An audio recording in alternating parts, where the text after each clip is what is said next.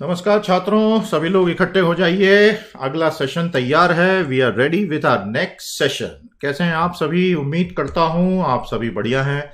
नमस्कार, good evening. नमस्कार, good evening. कम one come all. अपने घर परिवार के सदस्यों को भी साथ में बुला लीजिए क्योंकि सेशन नंबर 31 शुरू होने वाला है। सभी बच्चे आ जाइए, क्लास का समय हो गया। और आते ही सेशन को लाइक कर लीजिए, शेयर कर लीजिए और प्यारी प्यारी बातें लिखना शुरू कर दीजिए। प्यारे प्यारे इमोजीज भी लगाने हैं। स्वागत है आप सभी का प्यारे साथियों, साइंस और टेक्नोलॉजी के हमारे इस अद्भुत कोर्स में।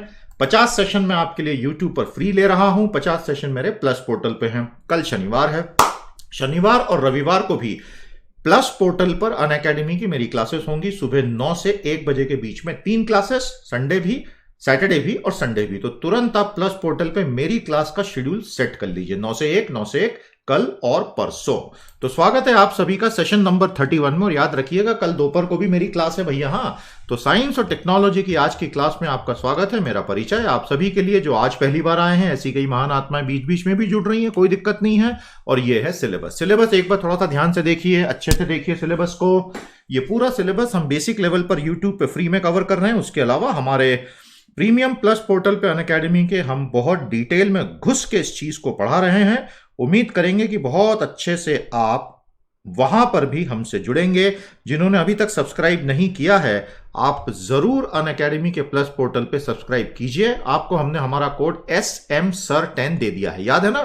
तो वही कोड लगाना है बेटा, SMSIR10 ये इस वीक का पूरा शेड्यूल है, देख लीजिए। तो भैया देखते ही देखते शुक्रवार आ चुका है और शुक्रवार के लिए हमने आपको बता ही दिया था प्यारे दोस्तों, आज की हमारी class science and technology and environment and ecology होगी, ठीक है? और उसके अलावा कल हम दोपहर को 3 बजे आपसे मिलेंगे भैया। 3 से 4 बजे की क्लास है कल हमारी, याद रहेगा ना? नमस्कार नमस्कार, गुड इवनिंग, स्वागतम। चलिए, कोरोना माता का प्रसाद ले लीजिए सभी लोग। हाथ आगे कीजिए, फटाफट लीजिए, पीना नहीं है, हाथ रगड़ रगड़ के साफ करने हैं प्यारे दोस्तों। Go corona go, corona no, corona no. एक बहुत इंपॉर्टेंट वार्निंग दे रहा हूं आज मैं आपको। बड़ा भाई हूं आपका, इसलिए इस वार्निंग को बहुत केयरफुली सुनना और अमल में लाना। दिसंबर 2020 तक कृपया खुद का और परिवार का बहुत बहुत बहुत अधिक ध्यान रखना। याद रखिएगा, हमारी जान हमारे हाथों में है। नजर हटी, दुर्घटना घटी। मैं आपको वार्निंग दे रहा हूं, सावधान रहना। यह बहुत खतरनाक वायरस है, पता ही नहीं चल रहा है। एसिम्प्टोटिक लोग होते हैं और अचानक से बीमार पड़ते हैं, 24 घंटे में खेल खत्म। Be very cautious. There is no medicine, there is no vaccine. भगवान करे कल आ जाए, लेकिन अभी नहीं है। तो आपको खुद को बचाना है, परिवार को बचाना है और आपको ये खुद के लिए करना ही होगा। ये वार्निंग है, ध्यान रखना। नजर हटी, दुर्घटना घटी। तो प्यारे दोस्तों, इस वीक का पूरा शेड्यूल हमने आपको बता दिया है। कल भी आप 3 बजे जुड़ रहे हैं कि नहीं हमारे साथ? आई होप आप डेफिनेटली हमारे साथ जुड़ेंगे ही जुड़ेंगे। यस और नो? ये रहे अभी तक के सारे कॉन्सेप्ट्स, देख लीजिए अच्छे से। बहुत मजा आ रहा है आपके साथ कॉन्सेप्ट्स करने में। स्वागतम स्वागतम, नमस्कार, गुड इवनिंग, वेलकम वेलकम। जुड़ते जाइए और आते ही सेशन को लाइक कर लेना है। और ये हैं सारे कॉन्सेप्ट, 92 तक आ गए हैं। और बहुत जल्द नेक्स्ट वीक का शेड्यूल हम आपको कल दे देंगे। पूरे सप्ताह का शेड्यूल 5 क्लासेस का, उसमें हम आपको सेशन में कॉन्सेप्ट 100 तक भी करवा देंगे। उसके अलावा फिर अभी तो बहुत सारे सिलेबस के टॉपिक बचे हैं। सिलेबस के टॉपिक में पूरे 50 सेशन हो जाएंगे। आज 31 सेशन है। शुरू करते हैं आज का काम। पहले आपको ये लिंक फिर से दिखा दी है हमने, इस लिंक को नोट कर लीजिएगा। ये आप टाइप करेंगे तो आपको ये पूरी प्लेलिस्ट एक साथ मिल जाएगी। समझ में आ गया प्यारे दोस्तों? ध्यान रखना। तो ये है पूरी कहानी और अब हम शुरू कर रहे हैं आज का काम, SNT in environment and ecology. अब आप सभी जानते हैं कि पर्यावरण और पारिस्थितिकी तंत्र अपने आप में एक बहुत बड़ा टॉपिक है, अपने आप में बहुत बहुत महत्वपूर्ण टॉपिक है। तो उस टॉपिक को हमें बारीकी से दूसरे टीचर्स पढ़ा ही रहे हैं, बहुत अच्छे से पढ़ा रहे हैं। बहुत अच्छी बात है, बहुत अच्छे अच्छे टीचर है अनअकैडमी पे। मैं सभी को सलाम करता हूं, सैल्यूट करता हूं। इतना अच्छा नेशन बिल्डिंग का काम चल रहा है, गुड। प्यारे दोस्तों, वहां आपने सब कुछ अलग अलग तरीकों से पढ़ लिया है, एक्सीलेंट। मेरा काम इस कोर्स में as the teacher for science and technology है आपको पर्यावरण और प्रौद्योगिकी में, पर्यावरण और पारिस्थितिकी तंत्र में विज्ञान क्या कर सकता है। क्योंकि आज जो चुनौती है, देखिए आज तो कोरोना वायरस की चुनौती है, लेकिन हमें अंधा नहीं होना है। अरे कोरोना वायरस की चुनौती से 1 साल 1.5 साल में तो हम बाहर आ ही जाएंगे ना। ऐसा थोड़ी कि मानवता खत्म हो जाएगी। 780 करोड़ की आबादी है भाई, कोरोना वायरस कर करके क्या कर लेगा। कोरोना वायरस से तो हम बाहर आ ही जाएंगे, वैक्सीन भी आई जाएगी, नहीं आई तो दवाइयां आ जाएंगी। पर्यावरण की चिंताएं तो सामने खड़ी है ना, वो आज हमें दिख नहीं रही है, वो अलग बात है. How many of you agree with me that the problem of environment and ecology is a bigger problem than the corona virus problem? Totality में बात कर रहा हूं. हाँ, मुझे आप लाइव चैट में बहुत सारे बच्चे जुड़ गए हैं. Very good, excellent, thank you so much. बहुत प्यार से सेशन को लाइक कीजिए, शेयर कीजिए और यस या नो में जवाब दीजिए. सवाल क्या है प्यारे बच्चों? सवाल क्या है प्यारे बच्चों? सवाल यह है, पर्यावरण और पारिस्थितिकी तंत्र से जुड़ी हुई व्यापक समस्याएं, समग्र समस्याएं कोरोना वायरस की समस्या से कहीं बड़ी समस्याएं हैं. The problems of environment and ecology are actually far bigger problems compared to the coronavirus problem that humanity is confronted with right now. Yes or no? आप नो भी बोल सकते हो, कोई टेंशन नहीं है. साइंस और टेक्नोलॉजी में भैया डिसेंट इज अलाउड. आप किसी भी चीज पे उंगली उठा सकते हो. यही तो विज्ञान का मजा है. यहां कोई सजा नहीं देता सवाल पूछने पे. आजकल तो नहीं तो सवाल पूछने में पता नहीं भारी रूप से दंडित कर दिया जाता है दुनिया में. वो देख लो हंगरी में विक्टर ओरबान क्या कर रहा है. हाँ नहीं तो. Science and technology in environment and ecology 1. तैयार हैं आप? शुरू किया जाए. बहुत प्यारा टॉपिक है, बहुत मजा आने वाला है. काम शुरू हो चुका है दोस्तों. स्वागतम स्वागतम, नमस्कार, good evening, welcome welcome welcome. जुड़ते जाइए, लाइक करते जाइए. और आज जिस किसी ने भी सेशन को लाइक नहीं किया ना, मैं तुम्हें बता रहा हूं, तुम जिंदगी में कभी भी टाइडल एनर्जी और वेव एनर्जी का प्लांट नहीं लगा पाओगे. श्राप है मेरा ये. अगर तुमने आज के सेशन को लाइक नहीं किया तो तुम्हारी पूरी जिंदगी कट जाएगी, लेकिन तुम टाइडल एनर्जी और वेव एनर्जी का प्लांट लगा ही नहीं पाओगे. ये श्राप है हमारा, ध्यान रखना. सर ये तो बहुत डेंजरस श्राप दे दिया आपने. हम बहुत डेंजरस आदमी है भैया, बता रहे हैं तुमको. SNT and environment and ecology. सबसे पहली आप ये 5 बिंदु बहुत बारीकी से देखिए. The earth is in trouble due to man and his habits. प्यारे दोस्तों, हमने हनी बीज पे बात की थी, मधुमक्खियों पे. कुछ याद आया आपको? हमने मधुमक्खियों पे बात की थी, कुछ याद आया आपको? प्यारे दोस्तों, मधुमक्खियों वाले कॉन्सेप्ट पर बात करते समय हमने ये भी बात की थी कि किस प्रकार से उनका पतन हमारे लिए बहुत घातक हो रहा है. याद आ रहा है? अभी मैं सिर्फ पहले ही बिंदु पर हूं. तो 3 प्रकार की मधुमक्खियां जो होती हैं किसी भी स्टैंडर्ड हनी बी हाइव में, वो तीनों के नाम फटाफट लाइव चैट में बता दो बेटा. Earth is in trouble due to man and his habits. Mahatma Gandhi ने कहा था, there is enough for every man's need and not enough for anyone's greed. बहुत खूबसूरत स्टेटमेंट है. उस पर ऐसे भी बन सकता है एग्जाम में, ध्यान रखना. वेस्टफुल एनर्जी पॉलिसीज, अर्थात हमारी ऊर्जा की नीतियां बहुत ही खराब हैं. ओवर यूज ऑफ रिसोर्सेज, संसाधनों का उपयोग हम बहुत ज्यादा कर रहे हैं. पृथ्वी को संसाधनों को रिचार्ज करने का समय नहीं मिल पा रहा है. वाटर सप्लाई शॉर्टेजेस, दुनिया भर में पीने की, पानी की, पेयजल की समस्या गंभीर इतनी हो गई कि पूछिए मत. ग्लोबल क्लाइमेट चेंज, ये तो आज भैया सबसे बड़ी चिंता. ग्रेटा थ्यूनबर्ग इसीलिए सड़कों पे उतरी हुई हैं. एंड डिफॉरेस्टेशन, यानी कि वनों की कटाई. तो वनों की ऐसी भयानक कटाई हुई, ऐसी भयानक कटाई हुई, ऐसी भयानक कटाई हुई कि पूरे पश्चिमी घाट में वनाच्छादित सारे के सारे पहाड़ साफ कर दिए मानव ने. तो वो गाडगिल कमेटी की रिपोर्ट हो या कस्तूरी रंगन कमेटी की रिपोर्ट हो, रिपोर्टों को डाल दिया डस्टबिन में. और पूरे के पूरे 6 राज्य, वो गुजरात हो, कर्नाटक हो, महाराष्ट्र हो, गोवा हो, तमिलनाडु हो, केरल हो, सुनते ही नहीं है. और उसकी सजा फिर मिलती है हमको जब बाढ़ आ जाती है अचानक से, क्योंकि हमारे पर्वत उस काइनेटिक एनर्जी को रोक पाने में अक्षम हो जाते हैं. आपको फंडा समझ में आ रहा है ना मैं जो बोल रहा हूं? तो प्यारे दोस्तों, सस्टेनेबल लिविंग अगर चाहिए तो हमें तुरंत कुछ ऐसी साइंस, ऐसी टेक्नोलॉजी लगानी पड़ेगी कि हम जल्दी जल्दी जल्दी जल्दी ये सारे माइनस पॉइंट से बाहर आ जाएं. आप सभी का स्वागत है. जुड़ते जा रहे हैं बच्चे, कुछ बच्चे लेट भी आते हैं, कोई दिक्कत नहीं. आप जोश के साथ पढ़िए. पूरी प्लेलिस्ट अनअकैडमी के यूट्यूब चैनल पर उपलब्ध है. मैंने अलग से भी एक लिंक दी है, वो भी यूज कर लो. सारे सेशन 1 से लेकर 31 तक के देख लो, बहुत अच्छे से पढ़ लो. यहाँ पीडीएफ नहीं दिया जाता है, ये इनका रूल है. प्लस पोर्टल में सब कुछ मिलता है. मेरा कोड है SM10. आप लगाइए और अनअकैडमी पर आइए. बहुत मजा आ रहा है वहां. ये कोर्स बहुत बढ़िया चल रहा है, जैसे यहां चल रहा है, करके दिखाएंगे. 2025 तक आबादी और बढ़ेगी और हमें यह पता है कि 9 साढ़े 9 अरब पे जाके आबादी रुक जाएगी और वर्ल्ड्स एनर्जी नीड्स बहुत बढ़ने वाली हैं. लेकिन दोस्तों, आज बहुत सारी ऐसी प्रौद्योगिकियां हैं जो हमारी मदद कर सकती हैं. बस यही तो पढ़ना है. तो अभी तक की सारी बातें समझ में आ गई कि नहीं? अब मैं आपसे 5 सवाल पूछने वाला हूं. मुझे पांचों के जवाब तुरंत चाहिए. कल हमने प्रीलिम एमसीक्यू किया था, लेकिन आज हम यहां आपसे एमसीक्यू नहीं, डायरेक्ट क्वेश्चन पूछ रहे हैं. Question number 1, IPCC full form बताइए. जल्दी बताइए, पर्यावरण और प्रौद्योगिकी के, पर्यावरण और पारिस्थितिकी तंत्र के, आई एम वेरी सॉरी, मैं आपसे सवाल पूछ रहा हूं, आईपीसीसी फुल फॉर्म बता दो, और आईपीसीसी क्या करता है ये भी बता दो। ये पहला सवाल है ना, जल्दी बताओ जल्दी बताओ जल्दी बताओ जल्दी बताओ जल्दी बताओ जल्दी बताओ। दूसरा सवाल, यूएनएफसीसीसी, गनीमत यहीं पे रुक गया, नहीं तो मालूम चला और डीडीडी भी कर देते। यूएनएफसीसीसी, इसका फुल फॉर्म बताओ, और ये क्या है, ये करता क्या है, जल्दी बताइए जल्दी बताइए। दूसरा सवाल दूसरा सवाल दूसरा सवाल दूसरा सवाल। आपका जोश होना चाहिए, लाइव चैट में दिख ही रहा है, बहुत बढ़िया, पॉजिटिव रहें। बाद में जो देख रहे हैं वो कमेंट्स में भी करें, सेशन को लाइक करें, नहीं तो जिंदगी में कभी भी टाइडल पावर प्लांट तुम नहीं लगा पाओगे, श्राप है हमारा।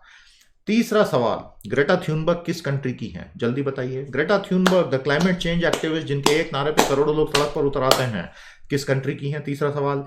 चौथा सवाल, कैतोविचे समिट कहां हुआ था, कैतोविचे समिट कहां पर हुआ था, अच्छा सवाल है ये। पांचवा सवाल, आखिरी कॉन्फ्रेंस ऑफ पार्टीज यूएनएफसीसीसी का सीओपी, कॉन्फ्रेंस ऑफ पार्टी आखिरी वाला, कहां और कब हुआ था। यूएनएफसीसीसी का कॉन्फ्रेंस ऑफ पार्टी सीओपी आखिरी वाला, यानी जो अभी हाल ही में हुआ, कहां और कब हुआ था, समझ में आया। चलो अभी के लिए इतने सवाल काफी हैं। तो ये आपको हमने वार्मिंग अप करा दिया, क्योंकि अब हम आपको इतनी प्यारी प्यारी टेक्नोलॉजीज बताने वाले हैं कि आप खुश हो जाओगे। हमारी टेक्नोलॉजी नंबर 1 आज की नोट कर लीजिए, desalination of sea water. Sea water जो होता है वो लवणीय होता है, उसमें बहुत सारे लवण होते हैं, सॉल्ट। तो लवणीकरण यानी सॉल्ट ऐड करना, विलवणीकरण यानी कि सॉल्ट हटा देना। तो डीसैलिनेशन यानी विलवणीकरण, समझ में आया। Desalination of salt water, sea water, जो कि सॉल्ट वाटर है बेसिकली। प्यारे दोस्तों, समुद्र में पानी अथाह है, वो बहुत खूबसूरत गीत भी है बॉलीवुड का। बॉलीवुड का एक बड़ा फिलोसॉफिकल गीत है, ओहरे ताल मिले नदी के जल में, नदी मिले सागर में, सागर मिले कौन से जल में, कोई जाने ना, ओहरे ताल मिले नदी के जल में। संजीव कुमार साहब की बहुत खूबसूरत 50-60s की मूवी का एक गीत है, यूट्यूब पर अवेलेबल है, जरूर देखना पूरा गीत और सोचना उसमें वो मैसेज क्या दे रहा है। बड़ा खतरनाक फिलोसॉफिकल है भैया गीत ये। Water supply shortages need urgent solution. सभी मानते हैं कि पानी की आपूर्ति की कमी इतनी व्यापक हो चुकी है दोस्तों कि उससे निपटना अब बड़ा आवश्यक हो चुका है। डीसैलिनेशन यानी विलवणीकरण is about removing the salt and minerals out of the sea water. तो ये जो समुद्र का अथाह पानी है, इसमें से अगर हम सॉल्ट, लवणों को और खनिजों को हटा देते हैं तो पोर्टेबल वाटर आ जाएगा, यानी कि पीने का पानी। अब मैंने आपसे एक सवाल पहले पूछा था कि क्या आपको पता है कि पृथ्वी की सतह के नीचे वो पूरे मेंटल रॉक लेयर में पानी ही पानी भरा पड़ा है। आपको याद है मैंने पढ़ाया था। प्यारे दोस्तों, ये आश्चर्यचकित कर देने वाली बात वैज्ञानिकों को तब पता चली जब अर्थक्वेक की वेव्स की स्टडी हो रही थी। तो बीच में वेव्स के मोशन से पता चला कि ये तो पानी में से गुजर रही है, तो पानी नीचे कहां, इतनी गर्मी। तब पता चला कि हमारे पूरे मेंटल में H2O मॉलिक्यूल दूसरे केमिकल्स के साथ लिंक होकर फंसे पड़े, और इतने सारे हैं H2O मॉलिक्यूल जो पूरे पृथ्वी के सागर के H2O मॉलिक्यूल से कई गुना ज्यादा हैं। कैन यू बिलीव इट, इतना पानी नीचे है, वो लॉक्ड है पत्थरों के अंदर, but there is water. We are talking of really deep, we are not talking 1-2 kilometre deep, we are talking of hundreds of kilometres deep. ये पानी आया कहां से और हमारे सागरों का पानी कहां से आया, इस पे बहुत बहुत रिसर्च चल रही है। और यह माना जाता है कि ये सब जो बॉम्बार्डमेंट हुआ था, हेवी अर्ली बॉम्बार्डमेंट एक्सेट्रा, वहां से पानी पृथ्वी पर आता गया, कॉमेट से पानी आता रहा। तो पृथ्वी दरअसल एक प्रोडक्ट है बहुत सारे दूसरों के कंट्रीब्यूशन का भी। मैंने सोचा लगे तो सोलर सिस्टम का भी कुछ आपको पढ़ा दूं। समझ में आ गया। लाइव चैट में पूरे जोश के साथ पार्टिसिपेट करें, मेरे सारे सवालों के जवाब देते चलें, सेशन को लाइक जरूर कीजिए। तो प्यारे दोस्तों, आज प्रॉब्लम क्या है, विलवणीकरण आज बहुत महंगी प्रोसेस है। महंगी क्यों है, उसमें ऊर्जा बहुत लग जाती चलाने के लिए उन मेम्ब्रेन्स को। तो इसलिए रिसर्च चल रही है कि सस्ते तरीके से विलवणीकरण यानी ऐसे पानी को मेम्ब्रेन से निकालने की प्रोसेस कैसी बनाई जाए कि एफिशिएंसी बढ़े। आज पानी पे दबाव डालकर उसको मेम्ब्रेन से निकालने के काम में एनर्जी इतनी ज्यादा लग रही है दोस्तों कि बहुत भारी पड़ रहा है वो। ये फंडा समझ में आया आपको। तो ये मेम्ब्रेन क्या होता है, पानी कैसे निकलता, बस वही पढ़ाने जा रहे हैं आपको अभी हम। डीसैलिनेटिंग सी वाटर काफी कॉस्टली है, बजाय बिल्कुल ताजा मीठा पानी अगर हम ग्राउंड वाटर भूजल से या पुनर्चक्रीकरण से या कंजर्वेशन से ले लेते हैं तो वो बहुत सस्ता पड़ता है, लेकिन अल्टीमेटली सी वाटर इनफाइनाइट है प्रैक्टिकली हमारे लिए, तो क्यों ना इसमें कुछ किया जाए। प्यारे दोस्तों, दो प्रकार की पद्धतियां होती हैं। अब आप स्क्रीन पे नीचे की तरफ अगर देखेंगे, किसी ने आपसे कभी पूछा भाई कि अलग अलग प्रोसेसेस क्या हैं डीसैलिनेशन के, जैसे सऊदी अरब में दुनिया के सबसे ज्यादा प्लांट्स लगे हुए हैं आज की तारीख में, तो आप ये वाला आंसर देंगे। आप स्क्रीन पे सबसे नीचे वो जो एक स्ट्रिप देख रहे हैं ऑरेंज कलर की, ऑल पॉसिबल मेथड्स, ये सारे मेथड्स बता दिए मैंने। डीसैलिनेशन के बहुत सारी पद्धतियां हैं, लेकिन सबसे ऊपर अब आप देखोगे तो बेसिकली दो पद्धतियां हैं दोस्तों। या तो मेम्ब्रेन बेस्ड जाएंगे हम, अभी ये सब बताऊंगा मैं आपको, ये सब देखने वाले हैं हम अभी, बहुत मजा आने वाला है। और फिर टेक्नोलॉजी 2 तो बहुत ही धाकड़ टेक्नोलॉजी आ रहे हैं उस पर। जो मेथड्स है ना बेटा विलवणीकरण के, या तो वो झिल्ली आधारित हैं, इसको कहते हैं रिवर्स ऑस्मोसिस। रिवर्स ऑस्मोसिस हमको 7th और 8th क्लास में पढ़ाया गया था, याद है? जनरल साइंस में पढ़ाते हैं ना, या भूल तो नहीं गए भैया? याद नहीं भूल गया, ऐसा मत करना यार हमारे साथ, दिल टूट जाए हमारा। The methods are either membrane based और थर्मल बेस्ड। पहला यह है कि भाई झिल्ली आधारित आप पानी को निकालो, और दूसरा है ताप आधारित मल्टी स्टेज फ्लैश डिस्टिलेशन। दोनों तरीके हैं। जो एक बहुत पारंपरिक प्रक्रिया चली आ रही है वो है डिस्टिलेशन की प्रक्रिया, बॉइलिंग, रिकंडेंसेशन, ताकि सॉल्ट और इंप्योरिटीज पीछे रह जाती हैं। अरे भाई, पानी को आप अगर बॉईल करोगे वो भाप बन के निकलेगा, उस भाप को कहीं ले जाके आप सेटल कर लो, और बाकी का जो नीचे बचेगा वो सारे लवण, जिनका वो बॉइलिंग टेम्परेचर ही नहीं था, तो वो पीछे छूट जाएंगे। तो ये, लेकिन उसमें एनर्जी कितनी लगेगी? आपको बात समझ में आई कि नहीं? इस प्रकार से होता है। अब रिवर्स ऑस्मोसिस की प्रोसेस क्या होती है? एक झिल्ली होती है दोस्तों, और membrane processes use semi permeable membranes, तो उसमें से कुछ मॉलिक्यूल्स बाहर जा सकते हैं, कुछ नहीं जा पाते, और प्रेशर आप अप्लाई कर देते हो फीड साइड से, तो उसमें से साफ पानी एक तरफ आ जाता है, सॉल्ट्स दूसरी तरफ ले जाती हैं। थर्मल डीसैलिनेशन से कम एनर्जी लगती है इसमें, इसलिए रिवर्स ऑस्मोसिस को यूज किया जा रहा है, लेकिन फिर भी इसमें एनर्जी बहुत लगती है। तो रिवर्स ऑस्मोसिस की प्रोसेस आदि को अब समझने का समय आ गया है। जो परिभाषा मैंने यहां दी, इसको नोट कर लेना, बाद में आप सेशन को आराम से रिवाइज करके नोट्स बना सकते हो। मेरी कोशिश है, मेरे इन 50 सेशंस में आपको ऐसी सैकड़ों चीजें मैं पढ़ा रहा हूं जो डायरेक्टली इनडायरेक्टली परीक्षा में आ चुकी हैं, आती रही हैं, आती रहेंगी। तैयारी रखना। इस साल की परीक्षा की तारीख अभी तक अनाउंस नहीं हुई है, याद रखें 3 मई के बाद अनाउंस होगी। पोस्टपोन होगी तो पोस्टपोन होगी, नहीं होगी तो नहीं होगी, हम तो हमारी तैयारी पूरी कर लें, ठीक है भैया, कोई टेंशन तो नहीं है। तो प्यारे दोस्तों, ये है एक टिपिकल डीसैलिनेशन प्लांट। अब मजे की बात देखिए, सीधा सीधा हम समुद्र में से पानी बाहर ले लेते हैं, ये इनटेक देख रहे हैं आप, और यहां से पानी जैसे ही हमने अंदर लिया, उसको पहले प्री ट्रीटमेंट में ले गए, उसको हाई प्रेशर पंप में ले गए, फिर वो आरओ सिस्टम है, reverse osmosis system, multiple membranes, तो उसमें सारे के सारे नमक पीछे के पीछे छूट गए, और फिर हमने उन सबको ब्राइन यानी बहुत हैवी नमक वाला पानी समुद्र में वापस छोड़ दिया। इसमें बहुत बड़ा खतरा ये होता है कि ये जो ब्राइन सॉल्यूशन हम पीछे छोड़ते हैं समुद्र में, वो अगर नीचे बैठ जाएगा तो नीचे के सारे जानवर बिना ऑक्सीजन के मारे जा सकते हैं। तो ये सभी प्रोसेसेस में खतरे हैं, और इसलिए एनवायरमेंटली थोड़ा कॉशियस होकर चलना पड़ेगा। पोस्ट ट्रीटमेंट और फ्रेश वाटर, तो बेसिकली नमक अलग कर रहे हैं। अब सवाल यह है कि रोज लाखों लीटरों के साथ ऐसा करना है, इसलिए प्रोसेसेस महंगी हो जाती हैं भैया। दुनिया भर में बहुत सारे प्लांट्स लगे हुए हैं, सारे देश कोशिश कर रहे हैं, भारत में भी प्लांट्स हैं, इतने बड़े नहीं, क्योंकि हमारे यहाँ पानी की वैसे कमी नहीं है। भारत में एक्चुअली प्रॉब्लम क्या है? India is not short of water. The precipitation is enough. The whole problem is management. In India, water management is a challenge. Water availability has never been a challenge. तो ये बहुत बड़ी समस्या है, क्योंकि आप जानते हैं 3 महीने में 80% प्रेसिपिटेशन आ जाता है भारत में। तो भारत के दोनों मॉनसूनों के नाम मुझे लाइव चैट में जल्दी से बता दो। सभी बच्चों का स्वागत है, पढ़ते रहिए, बढ़ते रहिए। गुड इवनिंग, नमस्कार, वेलकम। बीच बीच में बच्चे जुड़ते रहते हैं, सेशन को लाइक करते चलें। और कौन से 2 मॉनसून भारत में चलते हैं, दोनों मॉनसून्स का नाम जल्दी से लाइव चैट में बेटा बता दो। अब यह है रिवर्स ऑस्मोसिस की प्रोसेस।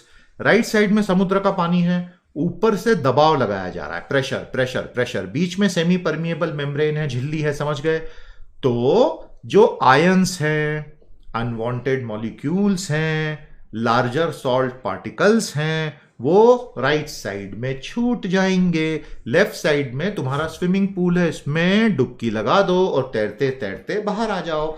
तो यह है पूरी कहानी। कॉन्सेंट्रेट और परमिएट 2 शब्द यूज होते हैं। फिर ये जो कॉन्सेंट्रेट तैयार होगा प्यारे साथियों, इनको आप समुद्र में छोड़ सकते हो, लेकिन उसके फिर अपने कुछ खतरे भी होते हैं। ये है रिवर्स ऑस्मोसिस की प्रोसेस। समझ में आ गया? डिसैलिनेशन कैपेसिटी बाय रीजन, दुनिया में कहां कहां विलवणीकरण की क्षमता बनाई गई है आपके सामने है। नेचुरली सऊदी अरब में सबसे ज्यादा, उन्हें जरूरत भी सबसे ज्यादा है। लेकिन मैं इसके अलावा एक दो बहुत इंपॉर्टेंट चीजें आपके साथ डिस्कस करना चाहूंगा। स्क्रीन पे राइट साइड में जो आपको दिखाई दे रहा है ना दोस्तों, ये हमको बहुत जरूरी है स्टडी करना, ये आपके लिए काम का भी बहुत है। ये जो पत्ता आप देख रहे हो दोस्तों, ये मैंग्रोव ट्रीज हैं। आप जानते हैं ना बहुत अच्छे से मैंग्रोव फॉरेस्ट। तो हमारे मैंग्रोव फॉरेस्ट क्या होते हैं? पूरा सुंदरबन, पानी आ जाता है ना उसके ऊपर, बे ऑफ बंगाल का, और बाकी तो वो तो सॉल्ट वाटर है, तो आधे समय तो वो सॉल्ट वाटर में पड़े रहते हैं, बाकी समय पानी निकल जाता है। तो वहां की ज्योग्राफी रोज बदलती रहती है हाई टाइड लो टाइड के साथ। पता है ना कहानी, रॉयल बंगाल टाइगर वहां पे मिलता है। तो मैंग्रोव ट्रीज जो होती हैं, उनका जीवन सामान्य ट्रीज से एकदम अलग होता है। उन लोगों को सॉल्ट से डील करना पड़ता है। उन लोगों को, मैंने पौधों को भी इंसान बना दिया, पौधे इंसान ही होते हैं मान लो आप। तो प्यारे दोस्तों, उन्हें, उन प्रजातियों को वेजिटेशन की सॉल्ट से डील करना पड़ता है। यस और नो? तो आप ये जो पत्ता देख रहे हो ना गुरु, इस पत्ते के ऊपर सॉल्ट के पार्टिकल्स हैं। तो ये मैंग्रोव ट्रीज ने करोड़ों सालों के एवोल्यूशन में ट्रिक्स बना ली हैं सारी। वो सी वाटर में ग्रो होते हैं, वो सीक्रीट करते हैं सॉल्ट को, अपने रूट में बहुत सारी जगह पकड़ लेते हैं सॉल्ट को, और क्रैब यानी कि केकड़े उन रूट्स में से सॉल्ट्स निकाल के खुद की सॉल्ट की आवश्यकता को पूरी करते हैं। और जो अतिरिक्त है वो लीव्स में इकट्ठा होती हैं, और लीव्स फिर अंततः टूट के गिर जाती हैं। तो ये है salt processing, natural salt processing इन मैंग्रोव ट्रीज। समझ में आया आपको? अब अगर समुद्र की बात करूं, सबसे पहला बिंदु देखेंगे राइट साइड में ऊपर, आप जानते हैं कि ओशन में एक वाटर साइकिल चल रही है। वाटर साइकिल के बारे में सुना है ना? जैसे हमारी रॉक साइकिल होती है, जैसे कार्बन साइकिल होती है, वैसे ही वाटर साइकिल भी होती है इस पृथ्वी पे। प्यारे दोस्तों, ये बड़ा अच्छा फिलोसॉफिकल पॉइंट है। हर चीज का चक्र चल रहा है। तो ये जो मेरा शरीर है, मेरे मरने के बाद इसका एक एक एटम रिसाइकिल हो जाएगा, और वो किसी और के शरीर का हिस्सा बन जाएगा, किसी पौधे के, किसी जानवर के, किसी इंसान के, या किसी इनऑर्गेनिक मैटर का। मेरे शरीर में आज जितने भी एटम्स हैं, सेल्स की बात नहीं कर रहा हूं, सेल्स के अंदर जो करोड़ों एटम्स होते हैं उनकी बात कर रहा हूं। एक एक एटम कहीं से आया ही है। ये किसी जानवर में रहा होगा, किसी चट्टान में रहा होगा, किसी इंसान में रहा होगा, हवा में रहा होगा, मुझे नहीं पता। हर सांस के साथ मैं करोड़ों एटम्स अंदर लेता हूं, ये कहां से आए मुझे नहीं पता, और मैं करोड़ों एटम्स एक्सहेल करता हूं। तो ये इतनी बड़ी साइक्लिंग मशीन चल रही है पूरे पृथ्वी पर। तो हर व्यक्ति रोज रिन्यू हो रहा है। आप समझ रहे हैं? आपके अंदर के एटम एक साल में लगभग पूरी तरह बदल जाते हैं।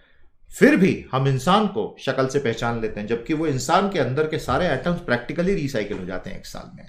तो ये बहुत बड़ी गहरी बातें हैं जो विज्ञान हमें फिलॉसफी में झांकने में थोड़ी सी मदद करता है। जगजीत सिंह साहब की बहुत खूबसूरत गजल इस पे थी, अपनी मर्जी से कहाँ अपने सफर के हम हैं, रुख हवाओं का जिधर का है उधर के हम हैं, वक्त के साथ है मिट्टी का सफर सदियों से। ये जो बता रहा हूं ना बॉडी की रिसाइकलिंग, वक्त के साथ है मिट्टी का सफर सदियों से, किसको मालूम कहाँ के किधर के हम हैं। तो अगर आप विज्ञान में यकीन करते हैं तो इस गजल में यकीन करना पड़ेगा आपको, क्योंकि बात तो सत्य वचन ही कह गए वो। तो प्यारे दोस्तों, आपको बहुत अच्छा लगा, thank you so much, thank you so much, thank you so much. मेरी कोशिश होती है कि नाना प्रकार से, विविध प्रकार से आपको ज्ञान के समुंदर में गोते लगवाते रहूं। तो पहली टेक्नोलॉजी क्लियर हो गई कि नहीं आपको? इसके बारे में और पढ़ते रहिएगा। Desalination of sea water is a science, is a technology which is very useful for maintaining man's needs in the future. अब आ गए हैं आज की दूसरी टेक्नोलॉजी पर, ओटीईसी।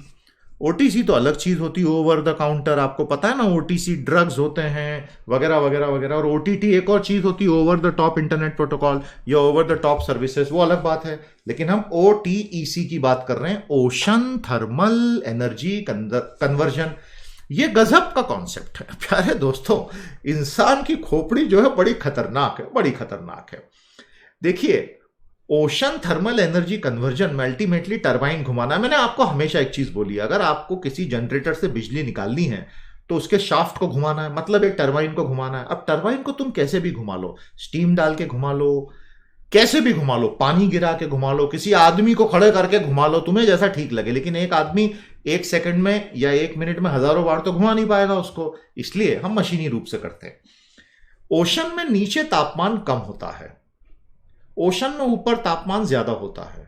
अगर एक मशीन में एक तरफ मैं सतह का पानी भरता जाऊं और एक तरफ नीचे का पानी भरता जाऊं तो उनके बीच का गैप इतना है कि भाप बन जाएगी, भाप बन गई तो काम हो गया, टरबाइन पे डाल दो, टरबाइन घूम गई, बिजली बन गई, बस ये है। तो इंसान की खोपड़ी का कोई अंत ही नहीं भैया। अब इसको हम आपको समझाते हैं, ये इस तरह से काम करता है।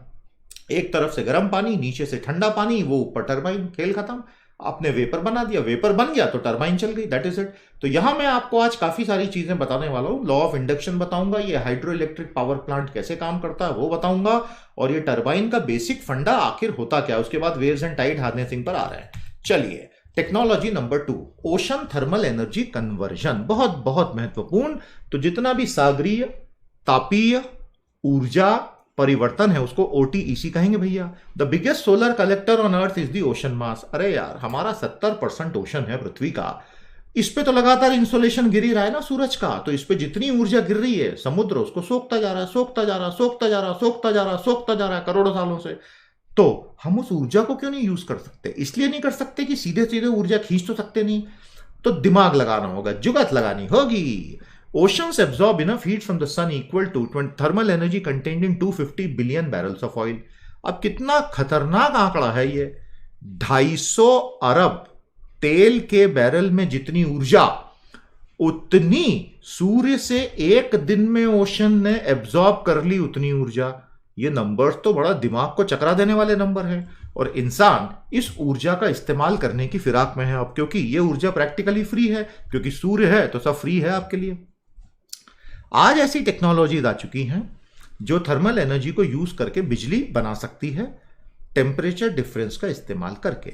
हम जानते हैं कि सरफेस का टेम्परेचर 15, 20, 25 डिग्री होता है, और थोड़ा सा नीचे चले जाओ तो टेम्परेचर गिर के बहुत कम हो जाता है। तो इन दोनों के बीच के गैप से अगर हम भाप बना लें, दोनों को मिलाएं पानियों को, तो भाप बनेगा, तो उससे हम टरबाइन चला सकते हैं। सारा का सारा खेल ही ये है। और आज ये टरबाइन और इंडक्शन और ये सब मैं आपको पढ़ा दूंगा, ताकि वंस एंड फॉर ऑल आपको वो पता तो चल जाए कि ये टरबाइन टरबाइन सर करते रहते हैं, ये चक्कर क्या है। This difference in temperature can operate turbine that can drive generators.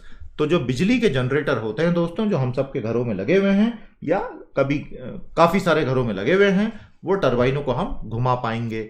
सबसे बड़ी प्रॉब्लम यह है कि ये एफिशिएंट प्रोसेस नहीं है, मतलब इससे कई गीगावाट बिजली आज हम बनाने की स्थिति में नहीं है। ये हमारा सबसे बड़ा टेंशन है। आ गई बात समझ में? सारे बिंदु यहां तक के क्लियर? अब इसको ध्यान से देख लो। सतह पर है गर्म पानी, तो वो इवेपोरेट होता है दोस्तों लो बॉइलिंग पॉइंट के साथ। हाई प्रेशर वेपर बनती है जो टरबाइन में घुसा दी जाती है। नीचे से ठंडा पानी ले रहे हैं हम 5 डिग्री का, वो कई 100 मीटर नीचे से खींच के पंप से ला रहे हैं, और उन दोनों को वर्किंग फ्लूइड लिक्विड इसको कहते हैं दोस्तों। मिक्स वाटर रिटर्न नीचे होगा, हीट एक्सचेंजर इवेपोरेटर होगा। हीट एक्सचेंजर मैकेनिकल इंजीनियरिंग में पढ़ाया जाता है, आपको पढ़ने की जरूरत नहीं है। तो वहां पर हीट का एक्सचेंज होता है ठंडे और गर्म के बीच, तो भाप बन जाती है, वर्किंग फ्लूइड का वेपर बन जाता है। वो वर्किंग फ्लूइड का वेपर टरबाइन पे धपाधप गिराया जाता है, तो उससे वो घूमने लगता है, तो वो जनरेटर से जुड़ा है, तो वो मैग्नेटिक फील्ड अपने आप इलेक्ट्रिक करंट पैदा करती है, जो आप यूज कर लो। ये है पूरी कहानी ओटीईसी की। समझ में आ गया? Ocean thermal energy conversion. मजा आ रहा है इन टेक्नोलॉजीज में? तो ये सब हम आपके साथ क्यों डिस्कस कर रहे हैं? क्योंकि ये हमारे पर्यावरण और प्रौद्योगिकी को बचाए रखने के लिए जरूरी, क्योंकि अदरवाइज फिर आप तेल निकालोगे जलाओगे, कोयला निकालोगे जलाओगे, तो उससे फिर जीएचजी एमिशन होगा। इसमें जीएचजी एमिशन कम हो रहा है कंपैरेटिवली, वो पंप चलाने में जितनी बिजली लग रही है उतना हो रहा है। अब हम आ गए हैं इलेक्ट्रोमैग्नेटिक इंडक्शन पे। ये बहुत जरूरी है। इलेक्ट्रोमैग्नेटिक इंडक्शन के सिद्धांत, ये दरअसल है फिजिक्स का टॉपिक, लेकिन यहां एसएनटी एनवायरमेंट इकोलॉजी में ही पढ़ा देता हूं 2 मिनट में, कम से कम एक फुल स्टॉप लग जाएगा इस चीज पे। यस और नो? प्यारे दोस्तों, इसको अगर आप ध्यान से देखेंगे, इस मैग्नेट को जहां हमने कंडक्टिंग मटेरियल के बीच में डाला, बाहर निकाला, बीच में डाला, बाहर निकाला, बिजली पैदा हो जाती है। यह ब्रह्मांड का सिद्धांत है। तो ये फैराडे, माइकल फैराडे का लॉ ऑफ इंडक्शन कहता है कि मैग्नेटिक फील्ड जहां चेंज हुई तो वोल्टेज पैदा हो जाता है, समझ में आया, और इलेक्ट्रिक करंट आप यहां से फ्लो कर सकते हो। तो ये तो एक बहुत काम की चीज इंसान को मिल गई। अब वो इंटेंशनली ऐसा करता है ताकि इलेक्ट्रिक करंट को पैदा किया जा सके एक यूनिवर्सल लॉ के मदद से। समझ में आई बात आपको? आइए दोस्तों समझते हैं। इलेक्ट्रोमैग्नेटिक इंडक्शन जो होता है दोस्तों, वो production of an electromotive force EMF होता है, यानी कि वोल्टेज। हम चाहते हैं कि एक इलेक्ट्रिकल कंडक्टर की मदद से लगातार बदलती हुई चुंबकीय फील्ड में ईएमएफ पैदा कर दें। यह है पहला बिंदु जो नीले में लिखा हुआ है। अल्टीमेटली हमारे अर्थ की मैग्नेटिक फील्ड भी तो ऐसी बनी है ना, क्योंकि आप बहुत अच्छे से जानते हैं इनर कोर तो ठोस है, लेकिन उसमें से गर्मी ऐसी भयानक भबक भबक के बाहर आ रही है कि वो आउटर कोर के अंदर के मेटल को पिघलाए हुए है और उसमें कन्वेक्शन करंट चलते चले जा रहे हैं। तो जब इस तरह के लोहे में कन्वेक्शन करंट चलेंगे गर्मी के, तो ऑटोमेटिकली मैग्नेटिक फील्ड पैदा हो जाती है। करंट से मैग्नेटिक फील्ड बनती है, जिस तरह मैग्नेटिक फील्ड से करंट बनता है। एक से दूसरा, दूसरे से पहला। आप कुछ भी एक काम कर लो, दूसरा अपने आप मिलेगा आपको। बात समझ में आई कि नहीं? तो प्यारे दोस्तों, ये ब्लू वाला पोर्शन क्लियर हो गया। हमने जियो मैग्नेटिज्म पे पहले बात कर ली थी। मैं उम्मीद करता हूं आपको जियो मैग्नेटिज्म बहुत अच्छे से याद है। जियो मैग्नेटिज्म यानी पृथ्वी का भू चुंबकत्व जिसने हमें जिंदा रखा हुआ है, नहीं तो हमारी ये सोलर विंड्स हमको जला के राख कर सकती हैं। जला के राख मतलब हमारे एटमॉस्फेयर को उड़ा के ले जाएंगी और धीरे धीरे सब कुछ खत्म हो जाएगा। तो हमारे मैग्नेटिज्म ने, तो एक बार जोर से लिख दो, जय हो जियो मैग्नेटिज्म की, उसने हमें जिंदा रखा है। या जियो मैग्नेटिज्म जिंदाबाद भी लिख सकते हो। जनरेटर माइकल फैराडे के इसी सिद्धांत पे काम करता है। यह सिद्धांत 170-190 साल पुराना सिद्धांत है। फैराडे ने यही डिस्कवर किया था, ठीक है। जेम्स क्लर्क मैक्सवेल ने उसकी मैथमेटिकल इक्वेशन दी थी, मैक्सवेल्स इक्वेशन। समझ में आ गया ब्लैक वाला पोर्शन? अब ये टरबाइन क्या होती है? टरबाइन गोल गोल गोल गोल घूम सकने वाली मैकेनिकल डिवाइस होती है। उसमें ब्लेड्स लगी हुई होती हैं। उन ब्लेड्स का डिजाइन ऐसा होता है कि उसके ऊपर कोई फ्लूइड गिरे, भाप गिरे, हवा गिरे, तो वो गोल गोल गोल गोल घूमने लगती है। वो बहुत प्यारे ढंग से डिजाइन किया हुआ होता है।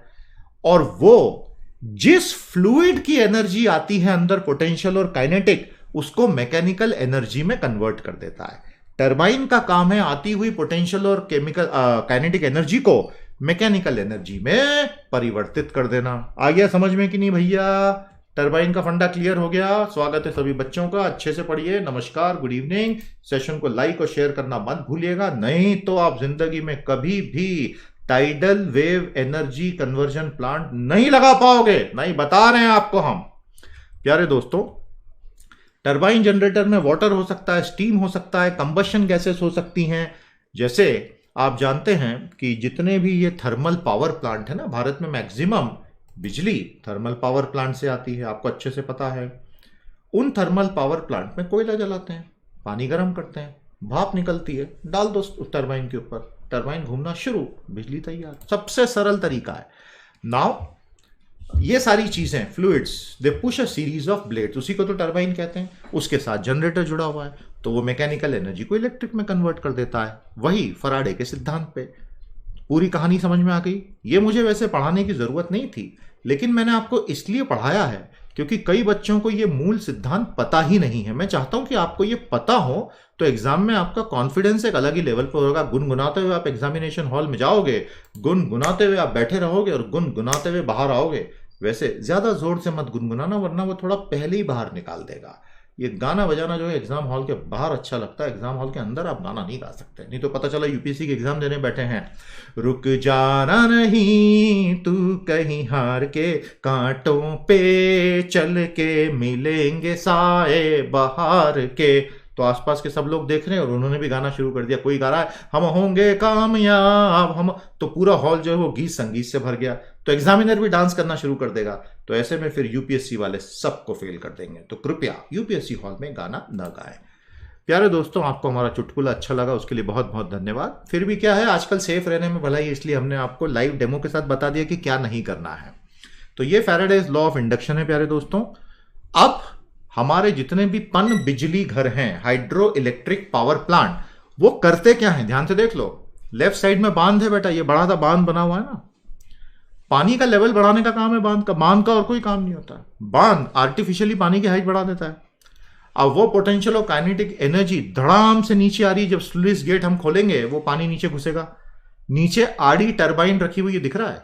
वो टरबाइन के ब्लेड पे पानी भयानक ताकत से गिरता है और वो टरबाइन गोल गोल गोल, ये these are very huge turbine, very huge machines, वो गोल गोल गोल गोल गोल गोल घूमना शुरू। अब ये मैकेनिकल एनर्जी में कन्वर्ट हो गया तो उसको आपने जनरेटर से कनेक्ट कर दिया है, तो वहां से बिजली पैदा होने लग गई, क्योंकि वहां पे ऊपर मैग्नेट रखा हुआ है, तो वो बिजली बना दी। बिजली गई ग्रिड में, उससे आप ये यूट्यूब देख रहे हैं जो अभी देख रहे हैं। बचा हुआ पानी दूसरी तरफ नदी में निकल गया। बस दैट्स इट। ये है हाइड्रो इलेक्ट्रिक पावर प्लांट। इसमें कोई आपको कोयला नहीं जलाना है, कोई ईंधन नहीं जलाना है, कुछ नहीं करना, बहुत माइनर जलाना है। ये पानी की ताकत से काम हो गया। तो ये एक बड़ा अद्भुत कॉन्सेप्ट है जिसको एक हाइड्रो इलेक्ट्रिक पावर प्लांट कहते हैं। फंडा समझ में आ गया? अब एक और पावर प्लांट होता है run of the river power plant. यहां आपने क्या किया, बड़ा सा बांध बनाया। अब लोग कहते हैं कि बांध बहुत बुरे होते हैं, वैसे बांधों को ठीक करने के लिए एक डैम रिहेबिलिटेशन प्रोजेक्ट भी है भारत में। ड्रिप मालूम है ना आपको? DRI जल शक्ति मंत्रालय। अब मैं आपसे 3 सवाल पूछ रहा हूं। जल शक्ति मंत्रालय किस साल में बना, जल्दी से बताओ। दिल चीर के देख तेरा ही नाम। एनीवे, तो जल शक्ति मंत्रालय जल शक्ति मंत्रालय किस साल में बना, जल्दी बताओ। आज हमारे जल शक्ति मंत्री कौन है? जल शक्ति मंत्री, उनको भी रोज लगता है बहुत शक्तिशाली, सुपरमैन। जल शक्ति मंत्री कौन है? तो प्यारे दोस्तों, डैम्स यानी बड़े बांधों की बहुत शिकायतें आती हैं।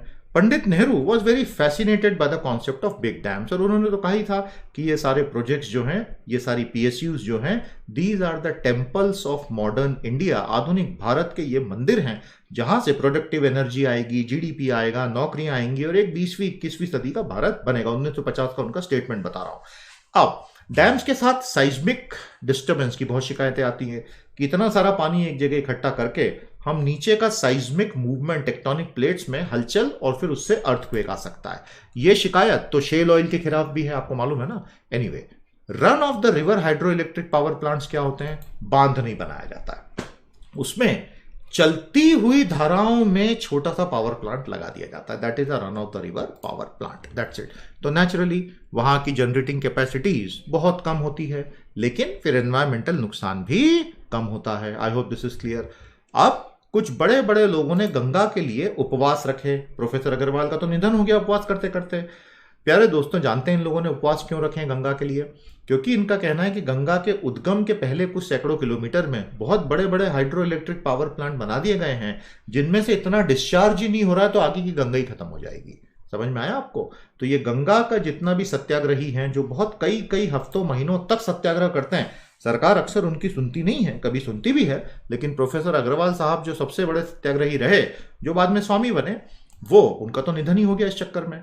उनकी मांग यही है कि जो ओरिजिन वाले कुछ 100 किलोमीटर में हाइड्रो इलेक्ट्रिक पावर प्लांट से डिस्चार्ज सही नहीं हो रहा है, तो आगे की गंगा मैया ही खत्म हो जाएगी। ये है सारा झगड़ा इस चीज में। समझ में आ गया? तो मैंने उससे जुड़ा हुआ पॉइंट भी आपको बता दिया। उस बारे में आपको कुछ और पता हो तो बताएं।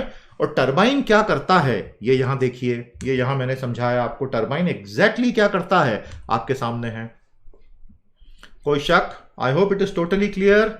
अच्छे से पढ़िए, एक एक पॉइंट नोट कीजिए, बाद में इसको रिवाइज भी कीजिएगा। दोस्तों, ये मैंने यहां लेबलिंग कर दी: generator, transmission line, dam, turbine, reservoir. अगर आपको अभी भी मैंने जो बताया था समझ नहीं आया, तो अब आपको समझ में आ जाएगा। तो टरबाइन ऊपर से गिरता हुआ पानी, वो आपके हाथ में बीच में दरवाजा होता है, आप उसको खोलते हो तभी पानी नीचे आता है। टरबाइन गोल गोल गोल गोल गोल गोल घूम रहा है, ऊपर जनरेटर घूम रहा है, बिजली बन गई, फीड हो गई। समझ में आ गया? चलिए, वेरी गुड।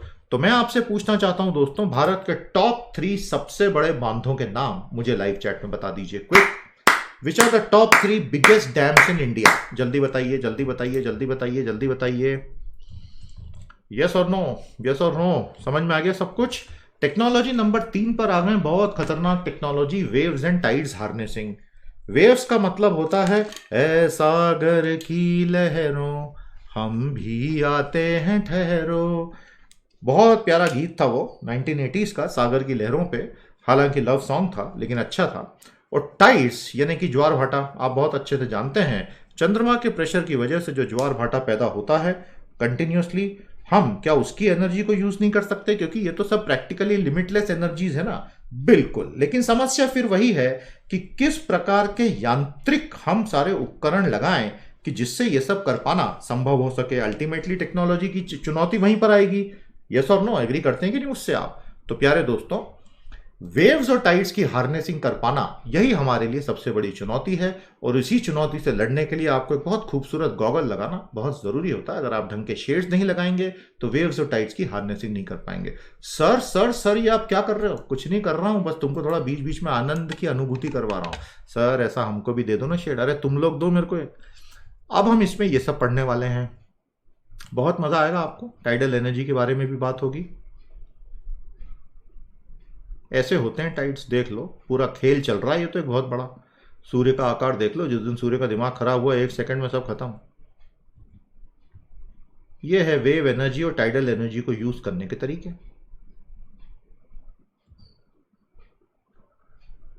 समझ में आ रहा है? और ये इनफाइनाइट एनर्जी है। अगर आपने इसकी मैकेनिकल साइड कैप्चर कर ली तो फिर तो ये सारी जिंदगी काम कर करके एनर्जी देती चली जाएगी आपको। इसमें कभी कुछ चेंज होना ही नहीं है ना? मजेदार टेक्नोलॉजी। आइए शुरू करते हैं दोस्तों। Oceans cover more than 70% of the earth surface, yes और नो? तो महासागर पृथ्वी का 70% घेरे हुए हैं, लेकिन आप बहुत अच्छे से जानते हैं कि पीने योग्य पानी तो बहुत ही कम है। तो टोटल पानी में से कितना प्रतिशत पीने योग्य पानी है? 1% में, मतलब एक आंसर में मुझे एक स्पेसिफिक नंबर में उत्तर दीजिए जल्दी से। What is the percentage of the total amount of water available on earth which is basically potable, जो हम पी सकते हैं? बताइए दोस्तों। तो प्यारे साथियों, technology number 3 waves and tides harnessing की बात कर रहे हैं हम। The oceans cover more than 70% of the earth surface, ये क्लियर है, इसमें कहीं कोई टेंशन तो नहीं। Wave power technology uses ocean swells generated by strong winds. Wave power technology में तेज हवाओं से उत्पन्न जो पूरा का पूरा ओशन स्वेल्स आते हैं उसका इस्तेमाल होता है। टाइडल पावर टेक्नोलॉजी क्या करती है? जो टाइड्स की मूवमेंट में ऊर्जा है उसका सीधे सीधे इस्तेमाल कर लेती है, और वो तो दरअसल ग्रेविटेशनल इफेक्ट ऑफ मून और सन का कंबाइंड होता है। तो टाइड्स कितने प्रकार के होते हैं हमें बताइएगा। कि आपने नीप टाइड के बारे में सुना है, स्प्रिंग टाइड के बारे में सुना है? ये ज्योग्राफी के टॉपिक्स हैं दोस्तों, इसलिए मैं अभी पढ़ा नहीं पाऊंगा। तो नीप टाइड, स्प्रिंग टाइड क्या होती है हमें बताएं। आप में से कितनों ने ज्योग्राफी ऑप्शन लिया है? जल्दी बताओ भैया, ज्योग्राफी ऑप्शन वाले। और दोस्तों कल की क्लास दोपहर को 3 बजे होगी, मिस मत करना। बराबर 3 बजे आ जाना, पूरे जोश के साथ करके दिखाएंगे कि स्पिरिट के साथ। सेशन को लाइक कर ले बेटा जरा लपक के। Waves contain energy which is abundant, आप उसको टरबाइन की तरफ डायरेक्ट कर सकते हैं। दुनिया के सारे टरबाइंस ने अगर किसी दिन त्यागपत्र दे दिया, आंदोलन कर दिया एक साथ कि ये क्या है, घुमाए जा रहे हो हमको, क्या घूमने के लिए पैदा हुए? सारे टरबाइंस ने दुनिया के एक संगठन बना लिया, मानवता के खिलाफ जंगी प्रदर्शन। अब टरबाइंस नहीं घूमेंगे, कितना भी पानी डालो हम बैठे हम देख रहे हैं। हमारी मांग है हमको भी CL दिया जाए, EL दिया जाए, हमको भी संडे ऑफ दिया जाए, काम के घंटे तय किए जाए, 24 घंटे बस हम घूमते रहेंगे। पागल समझ के रखा है क्या हमको? अगर टरबाइंस ने किसी दिन ये बोल दिया गए बेटा काम से। उससे भी ज्यादा डर मेरे को लगता है कि ये जो इलेक्ट्रॉन्स हैं, किसी दिन दुनिया के सारे इलेक्ट्रॉन एक होकर आ गए कि नहीं क्या है, नहीं हमको नहीं चलना, हमको नहीं करंट बंदा ही नहीं है। क्या पागल समझ रखा है? वोल्टेज लगाते हो और हमको दौड़ा देते हो। Are we mad to keep running here and there for you? You don't even pay us. तो हमको क्या बस घुमाने के लिए बनाया गया सब atomic particle? No no no, we refuse, हम नहीं घूमने वाले हैं। तो उस दिन इंसान की सारी हेकड़ी काफूर हो जाएगी। तो भगवान से रोज ये प्रार्थना करना कि इलेक्ट्रॉन्स कभी भी इस तरह का संगठन बना के विद्रोह न कर दें, टरबाइंस कभी संगठन बना के विद्रोह न कर दे, दिक्कत हो जाएगी। ये जोक था, हाँ, जो सीरियस होगा उनके लिए बोल दूं। तो प्यारे दोस्तों, सबसे बड़ी समस्या वही है कि हम इतनी भयानक एनर्जी को यूज कैसे करें, वही एक समस्या होती है।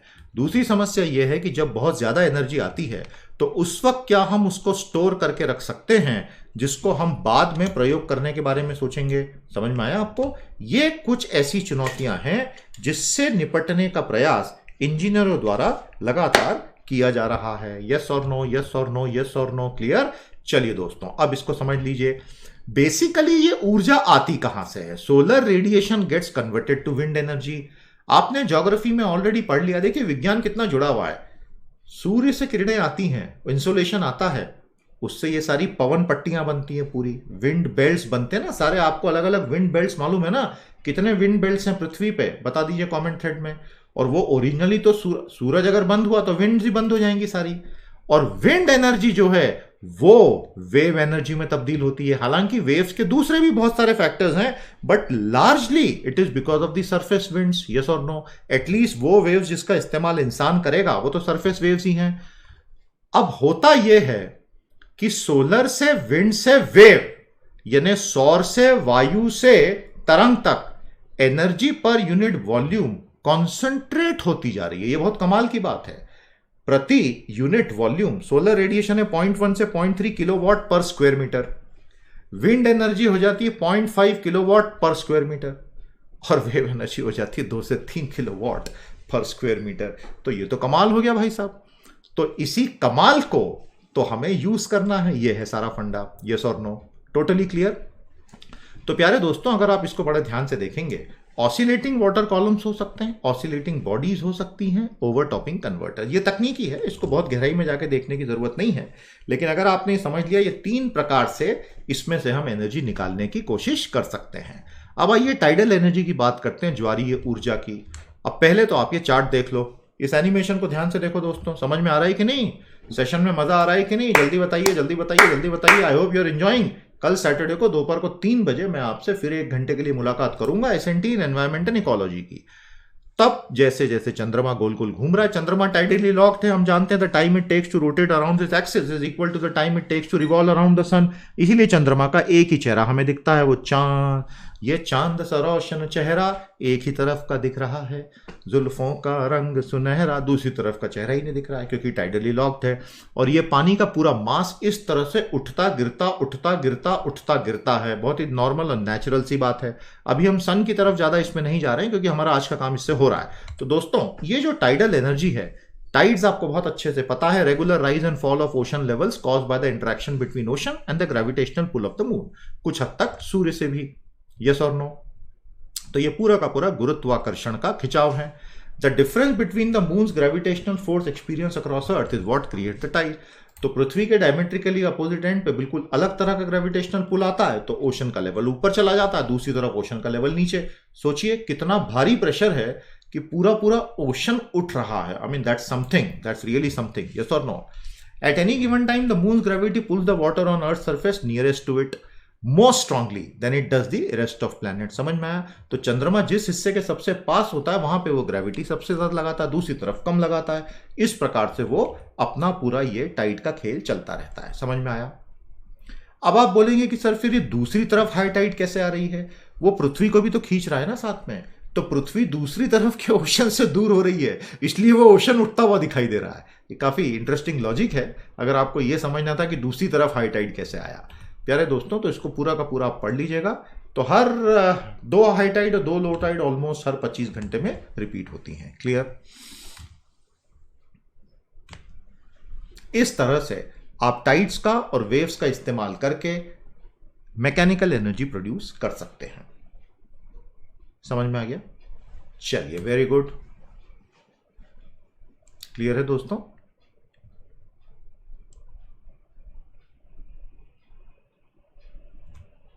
Technology number 4, bio remediation. Bio यानी जैव, रिमीडिएशन यानी सुधार। तो आप ये चाहते हैं कि जहां भी माइक्रोब्स हैं उनको साफ करने के लिए माइक्रोब्स का ही इस्तेमाल कर लिया जाए। जैसे हमने वायरसेस की बात की थी जो बैक्टीरिया को खाते हैं, वैसे ही क्या बैक्टीरिया हो सकते हैं? क्या बैक्टीरिया को खाने के लिए कुछ और हो सकता है वायरसेस के अलावा भी? बिल्कुल हो सकता है। उसी चीज का नाम होता है फैगोसाइट्स और फैगोसाइटोसिस। अगर आप इस एनिमेशन में देख रहे हैं, फैगोसाइट्स वो व्हाइट ब्लड सेल्स होते हैं दोस्तों, जो बैक्टीरिया दूसरे माइक्रो ऑर्गेनिज्म को तोड़ने में सक्षम होते हैं। इसमें मोनोसाइट्स आ गए, मैक्रोफेजेस आ गए, ग्रैन्युलोसाइट्स आ गए। बायोलॉजी वालों को ये सब पता है।